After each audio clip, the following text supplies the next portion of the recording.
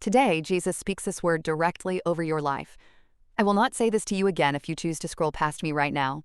Something you have been waiting for is closer than you think, and if you leave before the end, you may miss the very moment your breakthrough was set to arrive. My child, do not go anywhere. Do not skip ahead. What I am about to tell you is not just a video. This is a turning point. There has been a heaviness on you for a long time now. You have prayed the same prayer so many nights that the words almost feel worn out in your mouth. You have asked me the same question in different ways. Why is it taking so long? Why does everyone else seem to be moving forward while you stand still? Why did that door close when you were so sure I had opened it? I have heard every version of that question. I have not been silent because I stopped caring. I have been silent because I have been working on something you could not see yet, in rooms you were not allowed to enter, preparing people, moving circumstances, closing doors that would have hurt you, and opening ones you have not even discovered exist.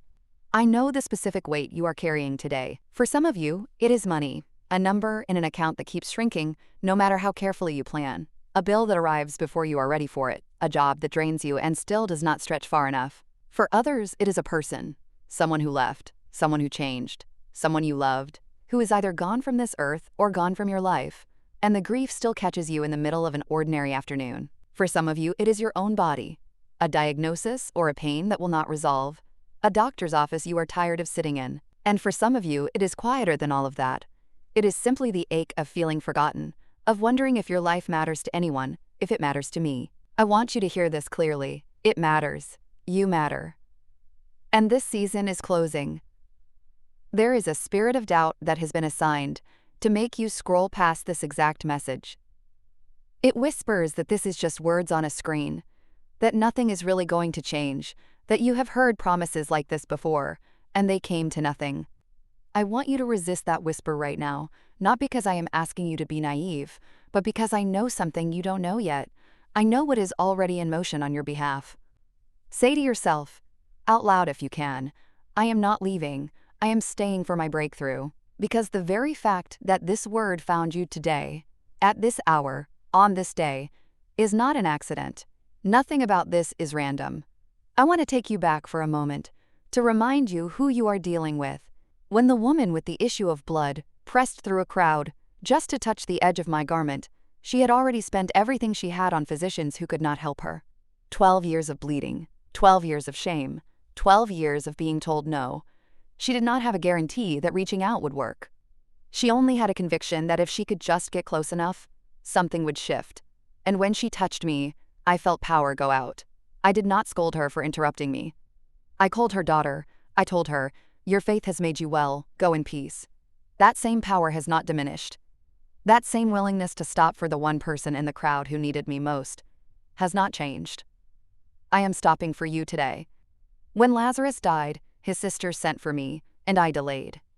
Martha even said to me, Lord, if you had been here, my brother would not have died. I want you to notice something about that moment. I let him die. I let the situation get to the point where everyone around them had already resigned themselves to loss, where the mourners had already come, where the tomb was already sealed and 4 days had already passed and there was already a smell of decay. I let it get to what looked like the point of no return, because I was not planning a rescue. I was planning a resurrection. There is a difference between me showing up early to prevent your pain and me showing up late to demonstrate that nothing is too dead, too far gone, too sealed shut, too long buried for me to call it back to life. If your situation feels like it has been in the tomb for years, I want you to hear me the way Martha heard me. I am the resurrection and the life, not a symbol of it, not a metaphor for it. I am it. And I am standing at the entrance of whatever has felt sealed in your life, and I am about to say, in a voice you will recognize even if you cannot yet hear it, come out. I know some of you are afraid to hope again. Hope has cost you before. You hoped for the marriage to work, and it ended. You hoped for the business to take off, and it stalled. You hoped for the test results to come back clear, and they did not. So somewhere along the way, you decided it was safer to expect less, to brace for disappointment before it arrives so it cannot catch you off guard. I understand why you built that wall. But I did not bring you to this exact video, at this exact time, to leave that wall standing. I am not asking you to pretend the past didn't hurt. I am asking you to let me back in anyway, because the hope I am offering you is not wishful thinking. It is a promise from someone who has never once broken his word to you, even in the seasons when it looked like I had. There is something happening right now, in the spirit, on your behalf, that you have not been shown yet. Doors that have been closed for what felt like an unreasonably long time are being unlocked, one at a time, in an order that only makes sense from where I sit. People who were never going to help you have been quietly removed from your path, even though it hurt when they left. Others, people you have not even met yet, are being positioned to cross your path at exactly the right moment. Not too early, when you would not have been ready, and not too late, when the opportunity would have already passed someone else by. I am the God of timing. I am not the God of almost. When I move, it will not be a coincidence you can talk yourself out of believing. It will be unmistakable. If you are the one dealing with financial pressure right now, I want to speak directly into that. I see the account balance. I see the calculations you run in your head before you fall asleep. I see the way you have started saying no to things you used to enjoy. Not because you don't deserve them, but because you are trying to make what little you have stretch as far as it can. I am not going to shame you for the anxiety that comes with that. But I want you to remember who fed 5,000 people with 5 loaves and 2 fish, and there were 12 baskets left over. I did not do that because I needed to prove a magic trick. I did it to show you that when what you have is placed in my hands, multiplication is possible where mathematics says it should not be. Whatever is in your hands right now, however small it feels, bring it to me honestly, without pretending you have more faith than you actually do in this moment. Small, surrendered, and real is enough. I have never needed you to arrive with abundance. I have only ever needed you to arrive. For those of you carrying grief, I want to be gentle here, because I know some wounds are still fresh, and some words meant to comfort only end up feeling hollow. I am not going to tell you that everything happens for a reason, because I know how much that phrase can wound a person who is still in the middle of losing someone. What I will tell you is this. I wept at Lazarus's tomb, even though I knew in a matter of minutes I was going to raise him. I wept anyway, because grief is not something I am distant from. I felt the weight of Mary and Martha's sorrow, even while holding the power to reverse it. That means your grief is not a sign of weak faith. It is not something you need to hide from me or apologize for. Bring me your tears exactly as they are. I collect them. Not one drop is wasted. To the one who feels forgotten, who wonders quietly whether your life has any real significance, I want to remind you of the sparrow. Not one sparrow falls to the ground apart from my Father's knowledge, and you are worth more than many sparrows. The very hairs on your head are numbered. That is not poetic language for its own sake. That is me telling you that nothing about you escapes my attention. Not your smallest fear, not your quietest disappointment, not the birthday nobody remembered, not the achievement nobody celebrated. I remembered. I was there. And I am here now. There is a shift coming, and I want to describe it to you so you recognize it the moment it starts, because some of you will almost miss it, thinking it is too ordinary to be the answer to your prayers. It will not always arrive as thunder. Sometimes it will arrive as a phone call you were not expecting. Sometimes it will arrive as a stranger, saying something to you at exactly the right time, not knowing they were being used to deliver a message. Sometimes it will arrive as a door that simply stops being locked, without fanfare, and you will only realize later how significant that quiet opening was. I am asking you to stay alert in the ordinary moments of your week, because I often move through them, rather than around them. I also want to warn you honestly, because I love you too much to only tell you comfortable things. There will be an attempt to discourage you right before this breaks open. That is not unusual. It has been the pattern since the beginning. Right before Joseph was elevated in Egypt, he was falsely accused and forgotten in a prison for 2 more years, even after correctly interpreting a dream for someone who promised to remember him and didn't. Right before the walls of Jericho fell, Israel had to keep marching in silence for 6 days, with nothing visibly changing, and their obedience must have felt foolish to onlookers. If discouragement shows up for you in these coming days, a bill you did not expect, a conversation that stings, a piece of news that makes you want to give up on hoping, I want you to recognize it for what it is. It is often loudest right before the breakthrough, not because I am cruel, but because the enemy of your soul knows what is coming and is trying to get you to quit one step before the miracle. He knew that if I simply spoke, it was as good as done. No travel required, no ceremony required, just my word released over the situation. I told those around me that I had not found faith like that in all of Israel. I am looking for that same kind of confidence in you today. Not confidence in your own strength to fix things, but confidence that if I speak over your situation, it is settled, even before you see the physical evidence catch up to it. Some of you have been the strong one for everyone else for so long that you have forgotten it is allowed for someone to carry you for a while. You have prayed for your family, covered for your friends, held households together, shown up for people who never once asked if you were okay. I see the exhaustion underneath your strength. I am not asking you to keep performing endurance for me. Come to me, all who are weary and burdened, and I will give you rest. That invitation was never conditional on you having your life fully assembled first. It was an invitation for exactly the tired, overextended, quietly depleted version of you that exists right now. I want to speak to those of you facing conflict inside your own household, a spouse who has grown distant, a child who has drifted, a parent whose health or mind is declining, and it is changing the shape of your family. Relational pain is some of the heaviest pain there is, because it involves people you cannot simply walk away from and do not want to. I am not going to promise you an instant resolution to years of complicated history in the space of this message. What I will tell you is that reconciliation is still possible in situations you have already privately given up on. Peter denied me 3 times at the exact hour I needed him most, and I still restored him afterward by a charcoal fire, and asked him 3 times if he loved me, healing the exact number of denials with an equal number of affirmations. If restoration was possible for Peter after that kind of failure, it is possible in your household too. To the one dealing with a health concern right now, whether it is your own body or someone you love, I want you to remember that I have never once been intimidated by a diagnosis. Doctors give reports based on what they can measure and observe, and I honor the wisdom I have given to medicine, but I am not limited by what a scan can see. I opened blind eyes with mud and spit. I told a paralyzed man to pick up his mat and walk, before the visible proof of healing had even fully settled in his legs. I am asking you to bring me your test results the same way that man's friends brought him to me, lowered through a roof, past every obstacle, because they refused to let the crowd of circumstances keep them from getting him close to me. Whoever is carrying you toward me right now in prayer, or whoever you are carrying, that persistence has never gone unnoticed. I know exactly what you need. And I am not early, and I am not late. I am on time, even when on time does not look the way you expected it to.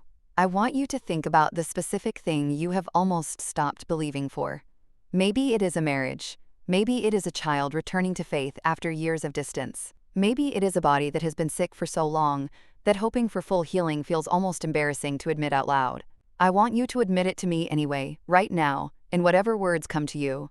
Not because I need the reminder, but because you need the release that comes from saying it plainly, instead of carrying it silently.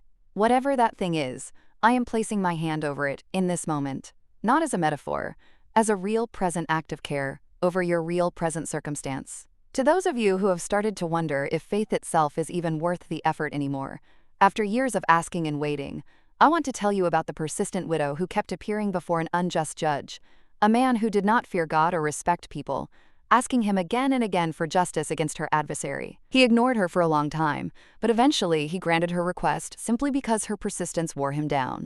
I told that story to make a point about how much more willing I am, as a father who does love justice and does respect the people I created, to answer those who cry out to me day and night. If an unjust judge eventually gives in to persistence, how much more will I, who am not unjust and who is not annoyed by your asking, move on your behalf? Your repeated prayers have never been an irritation to me. They have been building toward this exact moment. I also want you to understand something about the waiting itself, because I know it has felt like wasted time to you. It was not wasted. While you were waiting, character was being formed in you that could not have been formed any other way. Patience does not develop in seasons of instant answers. Endurance does not develop when everything comes easily. Some of what I am about to release into your life would have overwhelmed the person you were 3 years ago. I have been growing you quietly, in the exact shape needed to steward what is coming, so that when it arrives, it does not destabilize you, it establishes you. I want to speak a specific word over your finances one more time, because I know money touches almost every other area of stress in a person's life. I am not a God who is impressed by wealth for its own sake, and I am not promising you a life free from budgeting or wisdom or hard work. But I am telling you that scarcity is not the final word over your household. Consider the widow at Zarephath, down to her last handful of flour and a little oil, preparing what she believed would be her last meal before she and her son starved. I asked her, through my prophet, to give first, before she took care of herself, and the flour did not run out and the oil did not run dry until the famine ended. I am not asking you to give away money you do not have out of foolishness. I am asking you to trust me with the very last handful, however small, and watch what I do with obedience offered honestly, instead of held back out of fear. I want to say something directly to the young person watching this, still figuring out who you are, comparing your progress to people your age who seem to already have it together, the career, the relationship, the stability. I want you to release yourself from that comparison today. Your path was never going to look identical to theirs, because your calling is not identical to theirs. David was anointed king years before he ever sat on a throne, and in between the anointing and the reality, he was tending sheep, running from a jealous king, hiding in caves, learning things in obscurity that he would need once the crown finally came. If you feel like you are still in the cave season, I want you to know that the anointing on your life is not canceled just because the throne has not arrived yet. I also want to speak to the older person watching this, wondering if too much time has already passed, if your best years are behind you, if it is too late to start again. Abraham was 75 when I first called him out of his country, and the promise of a son through Sarah did not come until he was 100. Moses was 80 years old, having spent 40 years as a shepherd after fleeing Egypt as a wanted man, when I met him at the burning bush and sent him to do the very thing he thought his window for had long closed. I do not work only through the young. I work through the surrendered, whatever age they happen to be when they finally say yes. I want to speak now to the one wrestling with anxiety that will not settle, the racing thoughts at 3 a.m, the tightness in your chest before you have even opened your eyes for the day. I know what it feels like from the inside, because I was fully human as well as fully God, and in the garden the night before my death, my sweat became like great drops of blood, and I asked my Father 3 times if there was another way. I did not fake calm in that moment. I brought my real fear to my Father honestly, and an angel came and strengthened me. So when I tell you to be anxious for nothing, and in everything, by prayer and petition with thanksgiving, to present your requests to God, I am not asking you to suppress what you feel. I am asking you to bring it to me the way I brought mine to my Father, honestly, repeatedly if necessary, and trusting that strength will meet you in the honesty rather than in the pretending. To the one caught in a habit or an addiction you have tried to break more times than you can count, promising yourself this time will be different, and then finding yourself right back where you started, I want you to hear this without shame. I am not surprised by your relapse. I was not surprised by Peter's denial before it happened, and I was not finished with him after it happened either. Freedom is rarely a single moment of deliverance for everyone. For some it is a single moment, and for others, it is 1,000 small returns to me after 1,000 small failures. Every time you come back, even on the same day, even after the same fall, you are not disqualifying yourself. You are practicing the very thing that will eventually become permanent freedom. I am not counting your failures against you. I am counting your returns to me as worship. I also want to speak into the exhaustion some of you feel about your work. The job that pays the bills but has slowly hollowed out your sense of purpose. Or the calling you know is on your life that you have not yet found the courage or the opportunity to step into. Joseph interpreted dreams in a prison cell years before he ever interpreted one in a palace. And the skill he practiced in obscurity, seemingly wasted on cellmates who forgot him, was the exact skill that elevated him when Pharaoh finally needed it. Nothing you are doing right now in the waiting is wasted, even the parts that feel beneath you, even the parts nobody sees or applauds. I am building something in the unseen years that will only make sense once the visible moment arrives. For the marriage that has grown cold, where the two of you live more like roommates than partners, where the silence at dinner has replaced the conversation you used to have, I want to remind you that I restored Peter after failure with a direct, specific, repeated question: do you love me? Restoration is rarely one dramatic gesture. It is usually a return to small, deliberate, repeated acts of love that rebuild what drifted apart slowly. If your marriage has drifted, I am asking you to begin the return the same slow way it drifted. One honest conversation, one small kindness, one apology you have been avoiding, at a time. I can restore what the years have eaten, but I usually restore it the same patient way I restore everything else. Through willing hearts choosing me and each other one day at a time. I know some of you reading this are parents lying awake worried about a child who has walked away from faith, away from the values you raised them with, sometimes away from you entirely.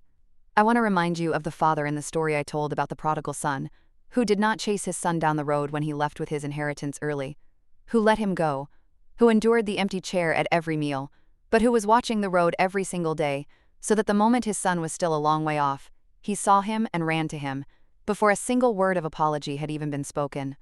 Your prayers for your child are not going unnoticed just because you cannot see movement yet. I am watching the same road you are watching. And I promise you, the running toward reconciliation, when it finally happens, is going to happen faster than the walking away did. There is a kind of spiritual warfare some of you have been under without fully naming it. A heaviness that descends on you for no obvious reason. A sudden argument that erupts in your household right when things were finally going well.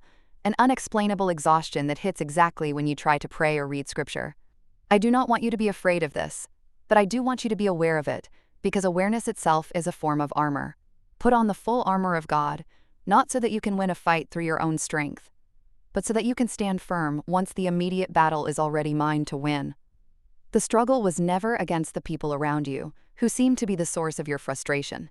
It has always been against something unseen, and the unseen has already been defeated at the cross, even in the moments it does not feel defeated yet.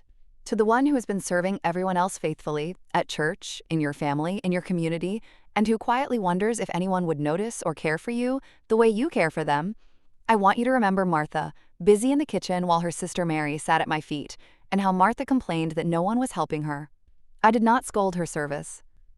I gently told her that Mary had chosen what was better in that particular moment, and I want you to hear the same gentle correction, if you have been so busy serving, that you have forgotten to simply sit with me and receive. Your worth was never in your output. Come sit with me for a while, before you go back to serving. I will still be here when you return to your work, and you will return to it lighter. I want to also speak to the fear of the future that some of you carry. Not tied to any one specific problem, just a general unease about what is coming, a low hum of dread underneath an otherwise normal day. I told my disciples not to worry about tomorrow, because tomorrow will worry about itself, and each day has enough trouble of its own. That was not me dismissing your concern for the future. It was me inviting you to hand tomorrow's weight to me today, rather than carrying both today's weight and tomorrow's imagined weight at the same time. You were never designed to carry more than one day at a time. I carry the rest. One more thing before this word closes. I want you to notice the specific emotion rising in you right now as you read this, whether it is tears or a strange sense of peace you cannot explain, or even a flicker of resistance you did not expect to feel. Whatever it is, do not brush past it too quickly. That reaction is me, meeting you exactly where you are, in exactly the part of your story you needed to be met in today. This has not been a generic message sent to thousands of strangers. It has been a specific word for the specific person reading it right now, at the specific hour you needed to hear it. I want to say something now about the comparison you make between your life and the highlight reels of other people's lives. The friend whose relationship looks effortless online, the coworker whose career seems to move upward without friction, the family at church who always seems to have it together on Sunday morning while yours feels like it is barely holding on. What you are seeing is never the whole story. Prayer entirely because you were too tired or too discouraged to bother, the moments you doubted me openly and wondered afterward if that doubt disqualified you from receiving what you were asking for. It does not. Thomas doubted the resurrection outright, refusing to believe unless he could put his own hand in my wounds, and I did not withhold myself from him because of it. I appeared to him specifically, invited him to touch the wounds he needed to see, and only then said, "Blessed are those who have not seen, and yet have believed." I met his doubt with evidence rather than condemnation, and I will meet your doubt the same way. Bring me your doubt honestly, rather than hiding it behind a performance of certainty you do not actually feel. There is a version of you forming right now, on the other side of this season, that the current version of you cannot fully imagine yet. Paul wrote from a prison cell that he had learned the secret of being content in any and every situation, whether well-fed or hungry, whether living in plenty or in want, and he said he could do all things through him who gives him strength. Notice that he said he had learned it. Contentment was not automatic for him either. It was a discipline built inside actual hardship, inside an actual prison, not in a theoretical classroom. Whatever this season is teaching you, however unwelcome the classroom feels, the person you are becoming through it is going to be more useful to me, more stable in yourself, and more equipped to help others than the person you were before it started. I want to remind you also that you are not meant to walk through any of this completely alone, even when it feels like no one around you truly understands what you are carrying. Two are better than one because they have a good return for their labor, and a cord of 3 strands is not quickly broken. If you have been isolating yourself out of exhaustion or shame, pulling away from the very community that could carry some of this weight with you, I am asking you to let at least one person back in this week. Not everyone, not the whole story all at once. One trustworthy person, one honest conversation, one small opening in the wall you have built. Community was never optional in my design for your life. It was always part of the healing. There is one more thing I want you to understand before this word is finished. This is not the only message you are meant to carry away from today. I want you to become someone who carries this same hope to somebody else, because the healing you are receiving right now was never meant to end with you. Think of the woman at the well, who came at midday specifically to avoid the crowd and the judgment she had grown used to, and left her water jar behind at the well after speaking with me, running back into the same town she had been avoiding, telling everyone about the man who told her everything she ever did. The same encounter that once made her hide, made her bold enough to be the first evangelist in that town. If someone comes to mind right now while you are hearing this, someone who is also waiting, also tired, also on the edge of giving up hope, I want you to reach out to them today. Not tomorrow. Today. Tell them what you have just heard. Let this word move through you into their life as well. Before you go, I want you to do a few simple things, because faith that is only felt and never acted on tends to fade by evening. Write down, somewhere you will actually see it again, the specific thing you asked me for during this message. Speak it out loud one more time before you close this. And if this word met you exactly where you needed it today, tell me so in whatever way feels honest to you, through prayer, through sharing this with someone who needs it, through simply pausing right now instead of rushing on to the next thing. I did not bring you this far today by accident. I am not finished with you. What has felt delayed is not denied. What has felt sealed is not permanent. And what has felt forgotten has, in fact, never once left my mind. Stay close to me. Your set time has come.